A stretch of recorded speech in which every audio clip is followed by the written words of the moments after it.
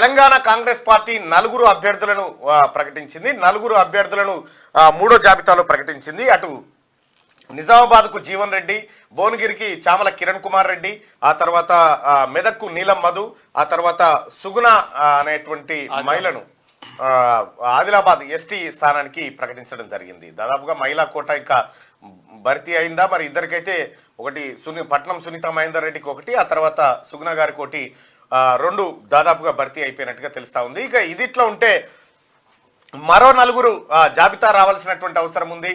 మరో నలుగురు అభ్యర్థులను ప్రకటించాల్సినటువంటి అవసరం ఉంది. కాంగ్రెస్ పార్టీ ఇప్పటికే మొత్తం 13 మంది అభ్యర్థులను ప్రకటించింది కాంగ్రెస్ పార్టీ.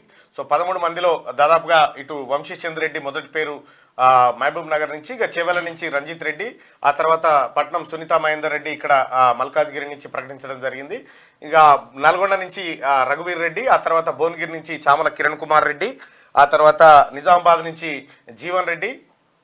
సో మొత్తానికి ఇట్లా ఒక 13 స్థానాలను ప్రకటించడం జరిగింది కాంగ్రెస్ పార్టీ. మరో 4 స్థానాలు కరీంనగర్, ఖమ్మం, హైదరాబాద్, ఆ తర్వాత వరంగల్, ఈ 4 స్థానాలకు అభ్యర్థులను ప్రకటించాల్సినటువంటి అవసరం ఉంది. ఇక హైదరాబాద్ స్థానంలో బీసీలకు అవకాశం ఇవ్వాలనేటువంటి ఆలోచన కూడా చేస్తున్నట్టుగా తెలుస్తూ ఉంది. హైదరాబాద్ అసదుద్దీన్ ఓవైసీ పైన బీసీ నిలబెడితే ఎలా ఉంటుందని ఆలోచన చేస్తున్నట్టుగా సర్వేలు చేస్తున్నట్టుగా తెలుస్తూ ఉంది. సో మొత్తానికి కాంగ్రెస్ పార్టీ 17 స్థానాలను ఈ నెల 31 తారీఖు లోపు 31 తారీఖు రోజు కంప్లీట్ చేసేటువంటి అవకాశం స్పష్టంగా కనిపిస్తూ ఉంది. ఇంకా ఈ అంశం ఇట్లా ఉంటే